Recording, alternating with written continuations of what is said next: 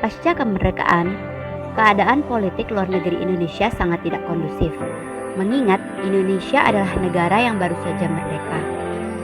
Indonesia sangat membutuhkan pengakuan yang resmi dari negara-negara lain, yakni pengakuan secara de facto dan de jure. Semua itu agar Indonesia dapat memenuhi syarat menjadi negara yang berdaulat, sehingga pemerintah Indonesia pada masa itu sangat berusaha keras untuk memperbaiki keadaan ini. Salah satu upaya yang dilakukan oleh pemerintah Indonesia di bawah kepemimpinan Presiden Insinyur Soekarno pada masa itu adalah mengirim utusan diplomat dari Indonesia untuk melaksanakan diplomasi ke berbagai negara dengan tujuan mencari dukungan kepada negara-negara tersebut agar mereka bersedia mengakui kedaulatan negara Indonesia. Beberapa negara yang menerima maksud dari para diplomat dan mengakui kedaulatan Indonesia di saat-saat genting ini adalah negara-negara Arab. Hal tersebut telah diakui langsung oleh Sekjen Liga Arab Abdurrahman Azam Pasha, di mana sebelum ia berkunjung ke Indonesia, Azam Pasha telah mengirimkan surat yang menjelaskan bahwa negara Arab sangat bersimpati mendukung perjuangan Indonesia dan berdiri di pihak keadilan dan kemerdekaan Indonesia. Sesuai dengan tujuan bangsa Indonesia yang tertera dalam pembukaan Undang-Undang 1945 alinea keempat, yaitu melindungi segenap bangsa Indonesia, memajukan kesejahteraan umum, mencerdaskan kehidupan bangsa, dan ikut melaksanakan ketertiban dunia yang berdasarkan perdamaian abadi dan keadilan sosial.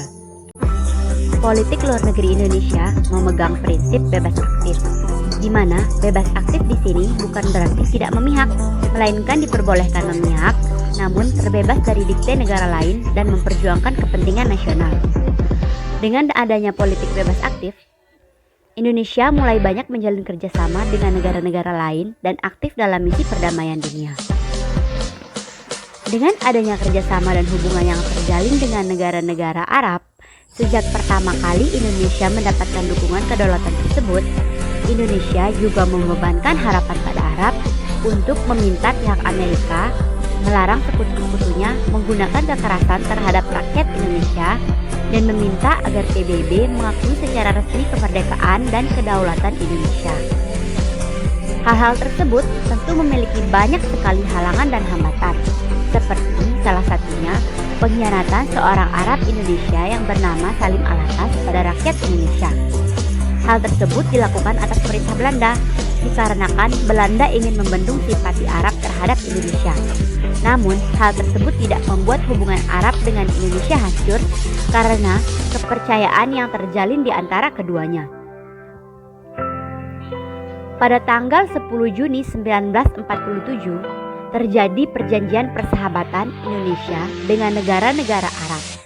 Hal yang menjadi keinginan kuat untuk melakukan hubungan persahabatan adalah persaudaraan sesama Muslim dan penderitaan yang sama sebagai bekas negara jajahan. Pada perjanjian persahabatan tersebut, Presiden Soekarno dalam pernyataan politiknya menyatakan bahwa hubungan antara negara-negara Arab dan Indonesia sudah terjalin lama dan akan menjadi hubungan keberlanjutan, karena di antara kita terdapat timbal balik pertalian agama. Bagi Presiden Soekarno, negara-negara Arab memiliki arti yang penting dalam sejarah hubungan diplomasi dengan Indonesia, karena merekalah yang pertama kali mengakui kedaulatan Indonesia melalui Sekjen Liga Arab Azam Pasha. Di tahun-tahun berikutnya, Indonesia sudah memiliki kedekatan hubungan dengan negara-negara Arab.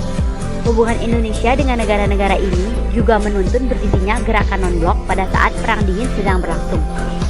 Selain itu, Presiden Soekarno, negara-negara Arab, dan beberapa negara Asia Afrika juga mengadakan sebuah konferensi yang bernama Konferensi Asia Afrika untuk menyaingi kedua blok yang sedang memanas.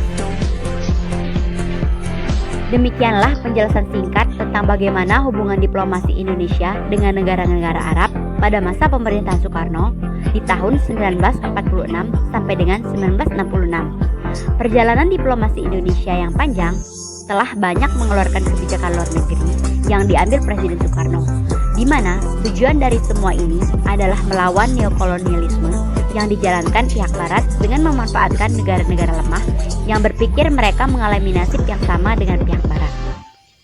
Terima kasih.